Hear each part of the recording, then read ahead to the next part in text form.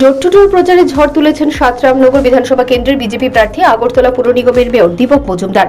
প্রচারে কোনো অংশেই খামতি রাখতে চাইছেন না তিনি। প্রতিদিন সকালে তিনি দলীয় কর্মীদের নিয়ে বেরিয়ে পড়ছেন ভোটারদের দরজায়। রামনগর কেন্দ্রের গণদেবতা ওনাকে স্বতঃস্ফূর্তভাবে সাড়া দিচ্ছেন। মানুষ ওনাকে দু হাত তুলে নির্বাচনে আশীর্বাদ করবেন বলে আশাবাদী মেয়র দীপক মজুমদার। পাশাপাশি তিনি বলেন, এই কেন্দ্রের দীর্ঘদিন বিধায়ক ছিলেন এলাকার জননেতা সুরজিৎ দত্ত।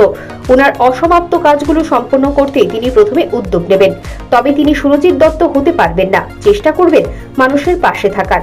মেয়র হিসেবে তিনি কাজ করছেন রামনগর কেন্দ্রের সব রাস্তাঘাট ওনার চেনা জায়গা। তাই গণদেবতা ওনাকে জনসেবার সুযোগ দিলে তিনি মানুষের জন্য কাজ করতে তৈরি। আমাদের প্রচারে প্রধান ইস্যু হচ্ছে উন্নয়ন। সারা দেশের সঙ্গে সারা রাজ্যে শহরের যে উন্নয়ন হয়েছে তাকে সামনে রেখে আমরা ভোট চাইছি।